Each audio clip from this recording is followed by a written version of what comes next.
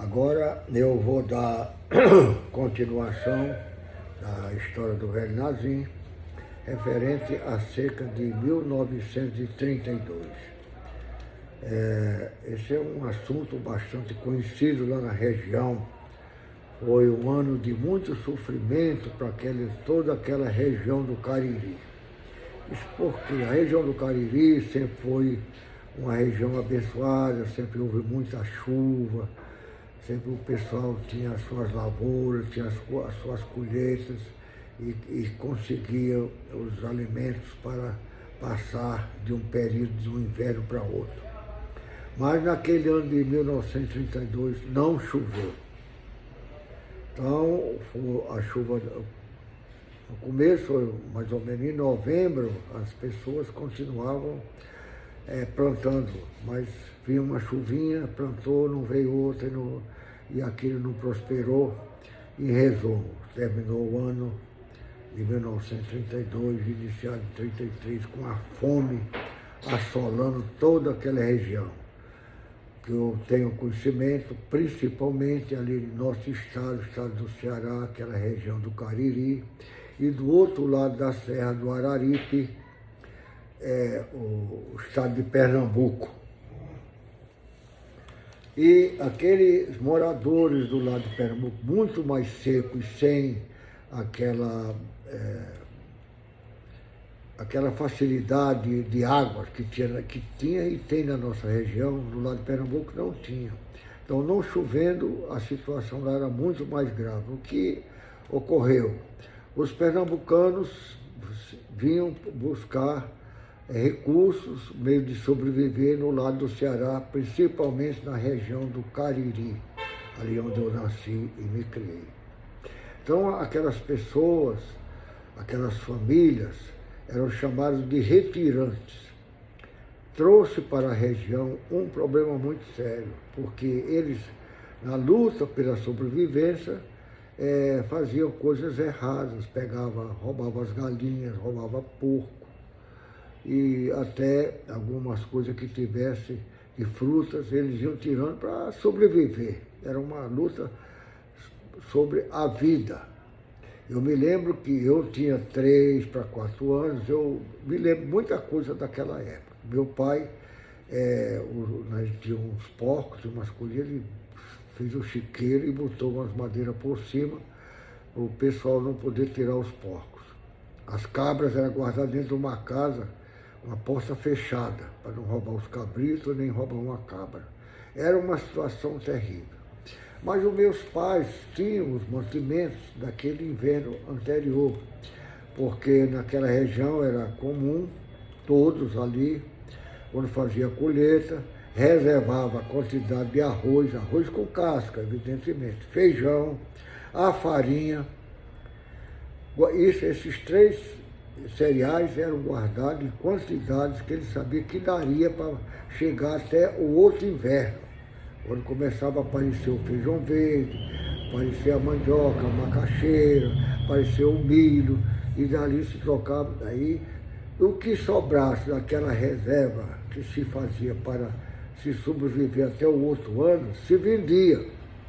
Mas não vendia logo, porque na época da colheita, o preço era muito baixo. Quem podia, guardava. Meu pai guardava, ele tinha um caixão enorme para guardar farinha, tinha um lugar onde guardava o arroz, guardava o feijão, e depois, conforme, e também a rapadura. Meu pai sempre teve um pedaço de terra que plantava cana, ele não tinha engenho, mas fazia lá com o Major Legário, que era cunhado dele, casado com a minha tia e minha madrinha Nani, e ele fazia a rapadura e o dono do engenho ficava com, acho que 1/3, meu pai ficava com os 2/3. Ele guardava aquela rapadura num paiol, que tinha uma casa atrás da nossa, onde ele guardava o milho empalhado e também a rapadura. E depois vendiam uma parte e a outra ficava para a gente, para sobreviver. E ficava naquela luta terrível.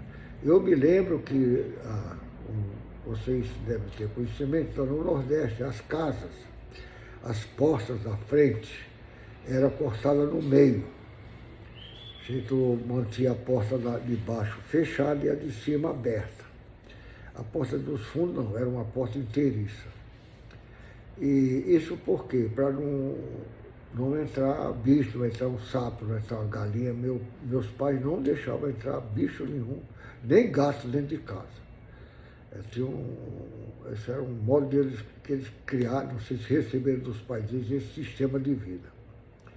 Então, aquele povo passava e vinha aquelas mulheres com crianças magras, com a roupa suja, às vezes até com resfriado, chegava pedindo uma esmola, pelo amor de Deus, que senão eles iriam morrer. Aí o que é que minha mãe fez? Minha mãe pegou e colocou um saco com farinha e outro com feijão. E me botou no meio dos dois sacos com a xícara, que a gente chamava lá no norte, a gente para tomar café, chamava de chavena, não sei porquê, deve ser uma origem estrangeira. Eu com aquela chavena, eu pegava, chegava a mulher, pedia com um saco, aí eu tirava uma chavena de farinha, despejava dentro do saco, tirava outra chavena de feijão e botava dentro do saco. E a mulher agradecia, dizia que Deus desse em dobro aquilo que ela estava recebendo. Meu pai, como eu falei para vocês, ele era cego, mas ele, até aquela época, até a gente crescer, ele trabalhava na roça, ele capinava, mesmo cego ele capinava. Aí tinha que ter um dos meus irmãos, ou das minhas irmãs, do lado dele, para não deixar ele cortar o pé de legume, o pé de mandioca, o pé de feijão, o pé de milho. Mas aquele grosso entre um pé e outro, ele ia capinando, entendeu? E a pessoa ali dizia, ele capina assim, ele ia capinando, aquele negócio. Aí ele, no final da tarde, estavam chegando da roça, e eu estava nessa porta, atrás da porta, dando alimento distribuindo farinha e feijão. Aí ele perguntou para uma das minhas irmãs, ele escutou um barulho, meu pai tinha uma audição muito boa, eu acho que devido quando a pessoa perde a visão, os outros sentidos melhoram, né? Ficam mais aguçados. Aí a minha irmã falou, não, é que o Nazim está atrás da porta, está dando coisa lá para os retirantes. Aí ele chegou bravo com minha mãe, falou para minha mãe, você está dando, por que você está fazendo isso? Daqui a pouco somos nós que vamos ficar pedindo também na porta dos outros. Aí minha mãe, com aquele jeito dela, com aquela paciência assim, e que diferença faz? Eu, no momento, eu não entendi, fiquei com medo do meu pai pegar um cinto e me dar uma lapada. E fiquei ali, parei de dar, as mulheres também viram, meu pai chegou bravo, falando alto, foram embora. Mas depois eu entendi que minha mãe quis dizer que se eles passavam fome, nós também poderíamos passar e poderia ir para aquela mesma situação, porque éramos humanos igual àqueles retirantes. Mas se a gente tinha, estava distribuindo, estava demonstrando que nós éramos solidários naquela situação. Meu pai entrou, meu pai era muito, assim, muito fechado, muito rigoroso. Mas hoje eu entendo que era devido ao sistema daquela região. Basta dizer, como eu falei no momento anterior, a minha mãe, quando casou com meu pai, foi um casamento arranjado. Ela foi conhecer meu pai no dia do casamento. Casaram, meu pai tinha por volta de 18 anos e a minha mãe tinha 14.